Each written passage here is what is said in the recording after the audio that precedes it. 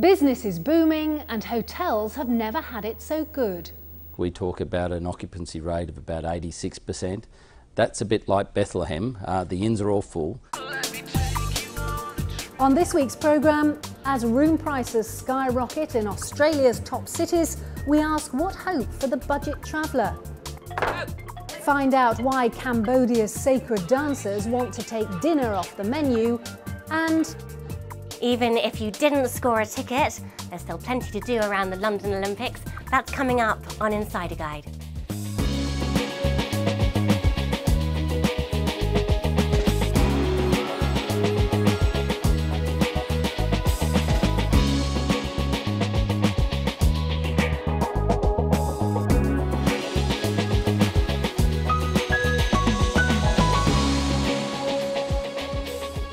Hello and welcome to Fast Track. I'm Fiona Foster.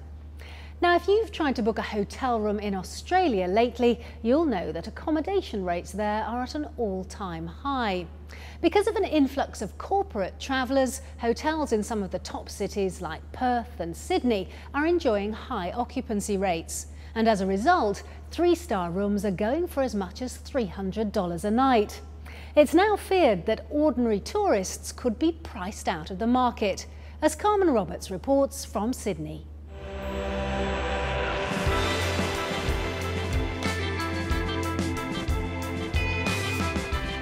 Sydney, the idyllic gateway for most international travellers visiting the land down under.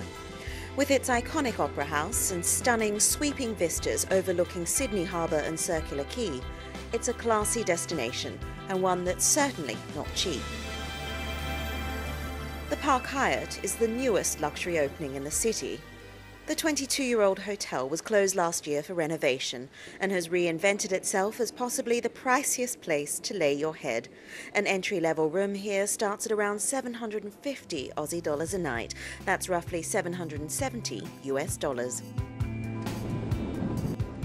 Across the water is the Intercontinental Hotel. Predominantly a business hotel, it runs at close to 90% occupancy during the week, and guests can expect to pay anywhere from 200 to 600 US dollars a night for a room. Very few hotels have been built in the city in the last 10 years. Since the Olympics in 2000, probably only an additional 300 rooms have come online. So a lack of supply will no doubt increase the demand, as well as the price. Yes, it's been full during the week. We talk about an occupancy rate of about 86%. That's a bit like Bethlehem. The inns are all full. The second factor has also been the Australian dollar. As that's appreciated, it hasn't actually stopped international visitors, but it has meant in terms of their own budget when they come to Sydney, it doesn't go as far because accommodation is taking up a bigger chunk of their total spend. And just when you thought you'd well and truly blown that holiday budget, it's staggering to hear some hotel experts say there's room for further rate rises. If you look at Sydney on a global scale, if you look at the Hotels.com price index, for example, you'll see that Sydney still represents very good value. So as an average rate, Sydney has an average rate of $181 per night. New York's at $268. So there's still a pretty big discrepancy between those sort of cities. And that is the same generally for places like London and Paris as well. Well, one city that's closing the gap is Perth on Australia's west coast. Room rates there are set to be the highest in Australia, climbing to an average of $249 a night by 2014, according to Deloitte's Access Economics. The prognosis isn't any better if you look at the stats on price aggregators like TripAdvisor. Over the last 2 years, in fact, we've seen on average an 18% increase year over year. So in 2010 it was $210 and now it's up to $283 on average per night.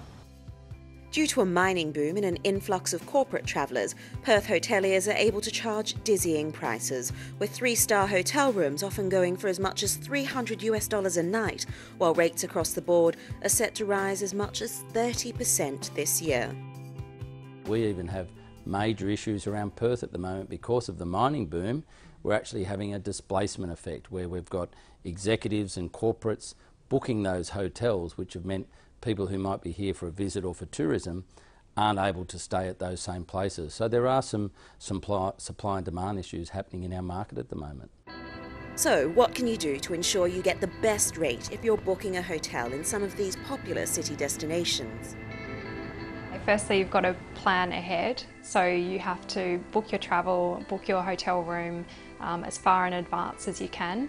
This is one of the highest occupancy markets in the world at the moment, so as we fill up, rates will go up, so it's all demand and supply driven, yield managed, just like the airlines. Sunday night's the softest, always, for a corporate market like Sydney. Tuesday and Wednesday nights are always going to be the busiest. That's when all the corporates travel, so they're going to be the most expensive nights. One example I looked at earlier today is the Hyatt Regency in Perth, looking for a stay around the 14th of August. A midweek stay was around $435.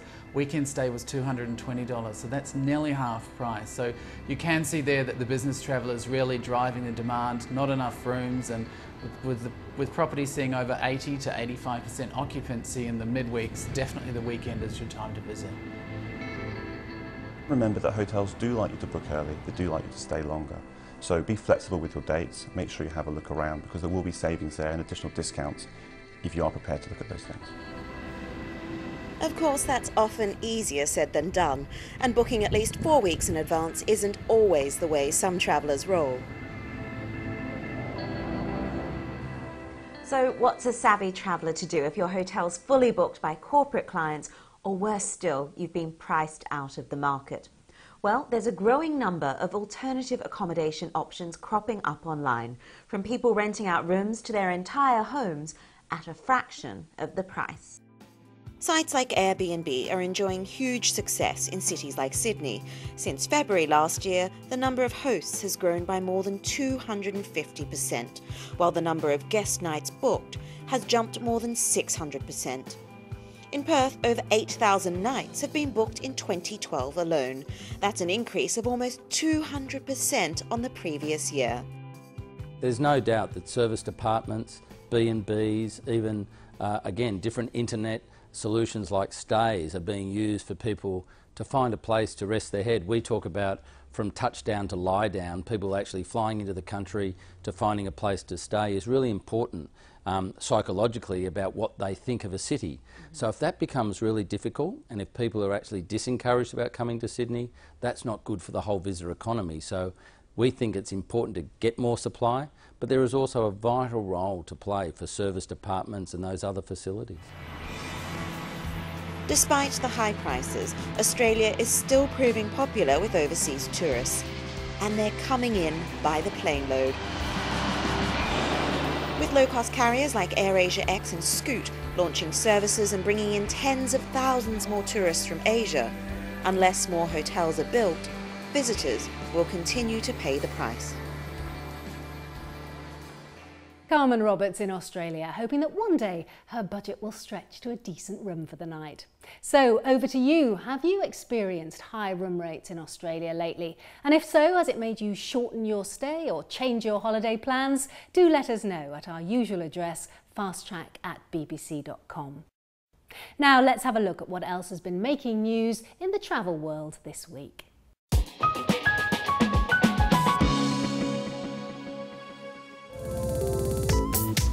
Tourists in the US Midwest and parts of the East Coast are being told to take extra precautions in the record heatwave that's killed dozens of people.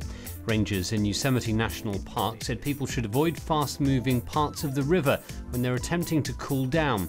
Those visiting the park can escape the triple-digit Fahrenheit temperatures of the valley floor in the surrounding higher ground.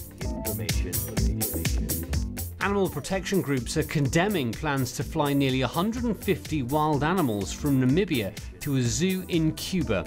Elephant, rhino, buffalo and leopard are among the 23 species to be captured and sent by air to Havana as part of a project called Noah's Ark 2.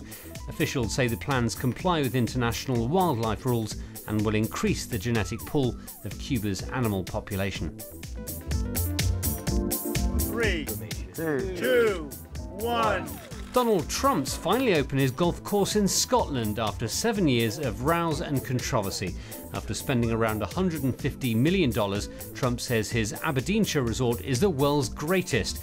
It's certainly not been plain sailing. The construction of Trump International saw him pitted against local residents, environmentalists and wind farm developers. And most of us have slightly dodgy passport photos. Now, new studies come up with the reason why.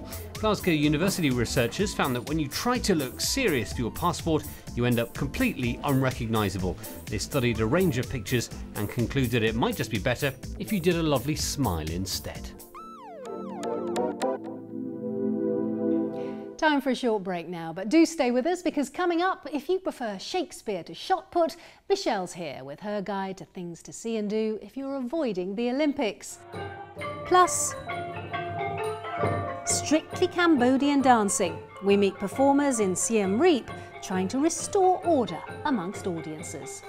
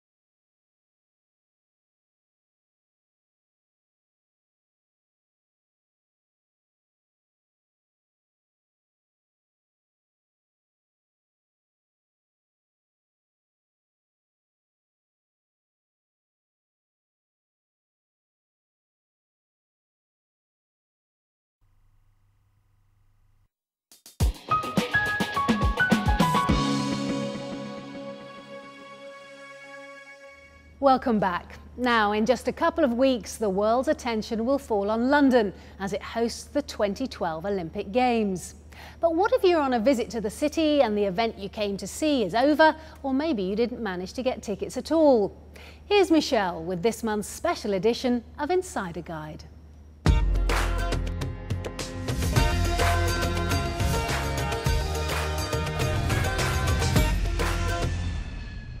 Hello, I'm Michelle Yana-Chan and this is Fast Track's Insider Guide with my top travel tips from around the world. From July 27th till August 12th, London will become the first city to host the modern Olympic Games for the third time.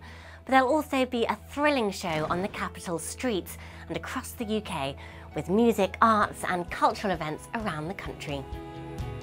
Not everyone's been lucky enough to have scored tickets to the Games, and for those of you without, well, there are some Olympic sports you can still watch, like the cycle road races, the triathlons, race walks and the marathons. It's free for spectators along the routes, except for at the start and the finish lines. There's also the sailing down on the south coast at Weymouth Bay and Portland Harbour. The action's best viewed from the water, so try to get on the deck of a boat. Back in the city, you can also watch the sporting action live on giant TV screens in Hyde Park and Victoria Park. Just turn up, there'll also be free entertainment alongside.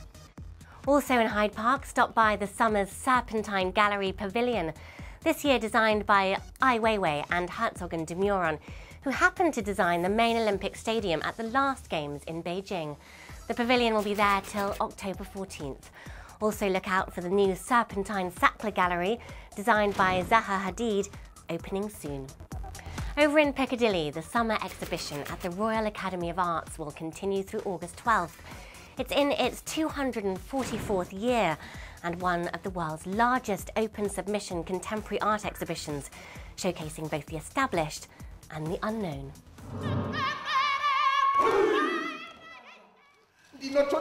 And the World Shakespeare Festival happening this year will continue through November, the biggest celebration of Shakespeare ever staged, with plays performed in London, Stratford-upon-Avon and at many other venues across the UK. Around the plays there'll also be directors' talks, workshops and post-show talkbacks.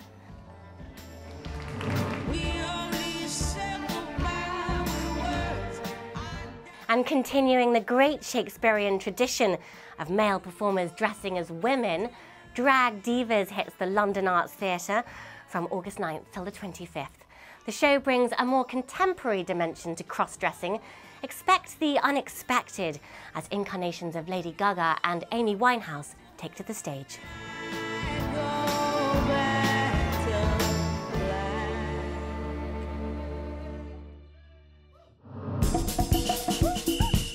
At the end of August, the London Notting Hill Carnival will bring the beat of steel bands to the streets of West London, along with flamboyant floats and calypso dances. Over 1 million visitors attend, making the Notting Hill Carnival the world's largest after Rio de Janeiro. And this year, joining the carnival will be musicians and dancers from Brazil, the country hosting the next Games in 2016. A few days later, the Paralympic Games will begin from August 29th through September 9th. For those without tickets, again, there'll be big screens, this time on display in Trafalgar Square. And after the last day of the Games, the ArcelorMittal Orbit, the landmark steel sculpture by Anish Kapoor and Cecil Balmond in the Olympic Park, will open to the general public. Until then, only Olympic ticket holders will be able to access the observation tower. It's Britain's largest piece of public art and intended to be a lasting legacy of the Games. On a clear day, visitors will be able to see over 30 kilometres from the top viewing platform. Thanks for checking in with my Insider Guide this month. Enjoy the Games, and until next time, happy travelling. Thanks, Michelle. Lots to do there if you need a break from the sporting extravaganza. Now, if you go for dinner in the Cambodian tourist capital of Siem Reap, chances are you'll be treated to a traditional dance performance. But this mixture of cuisine and culture is not to everybody's taste. Critics say that many of the dancers aren't properly trained, and the rattling of cutlery debases a traditional art form which deserves more respect. Ravin Carrot Coxon aims to change all that. She's set up a school for what she calls sacred dancers, and after years of training, they're finally ready to perform. But only if the audience is paying full attention.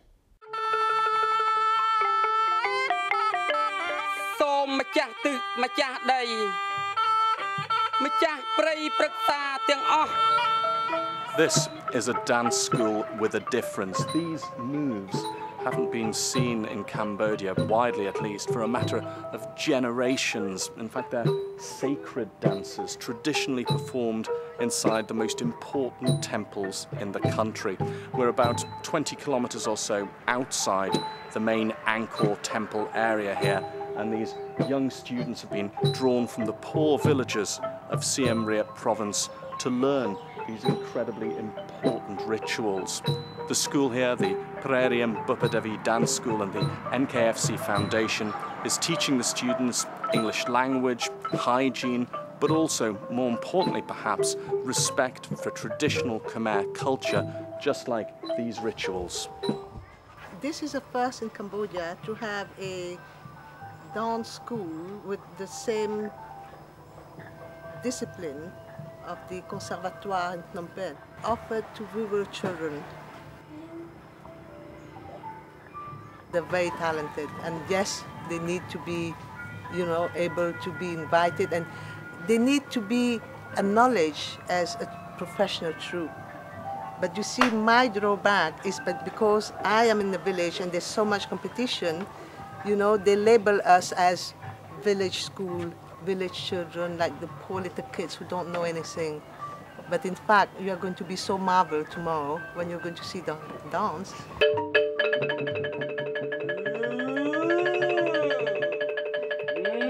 Dancing in a hotel and restaurant, we have to be very careful not to devalue the ballet. And the dancers who dance in a hotel and restaurant are dancing in front of guests who are speaking, in front of guests who are drinking and eating. It become, since the new Cambodia, it become like a commercial, it's all about money.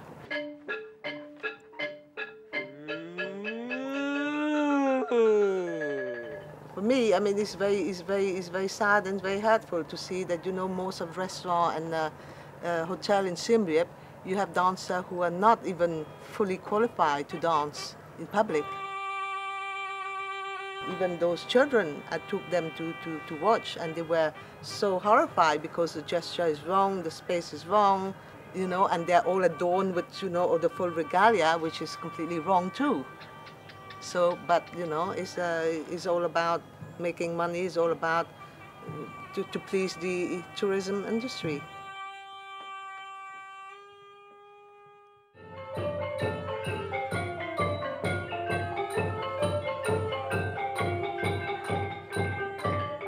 Instead of hotels and restaurants, the young dancers specialise in performing at temples. They've carried out sacred rituals in ancient sites like Bante Srey and even performed in the waters of Phnom Kulen, blessing the mountain stream. Ravin Karat-Coxon hopes that audiences will come away with a different understanding of traditional Khmer dance, as well as the Angkor temples themselves. Our beautiful temples, who are supposed to be living temples, were a bit hollow and very much used as a tourist attraction. But above all is a sacred site, and each step is a prayer.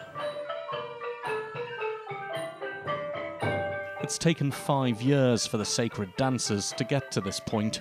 Until now, they've been a little like the Angkor temples were until their recent rediscovery, a thing of wonder seen only by a select few. But now the secret is out, and if Ravin Karat-Coxon has her way, Cambodia will become as well known for the quality of its traditional dancers as it is for the beauty of its ancient monuments. The sacred dancers of Cambodia going through their paces. Well, that's it for now. Do try and join us again next week when there's a sting in the tail. We're in the south of France, where a jellyfish invasion is giving tourists good reason not to dip their toes in the sea. We'll be testing the waters with the Jellyfish Patrol. In the meantime, help yourself to our website at bbc.com/fasttrack for lots more reports and stories from our travels. And while you're there, why not click through to bbc.com/travel for even more tips, destinations and ideas. So until next time, wherever your travels take you next, have a great trip and we'll see you next week. Bye-bye.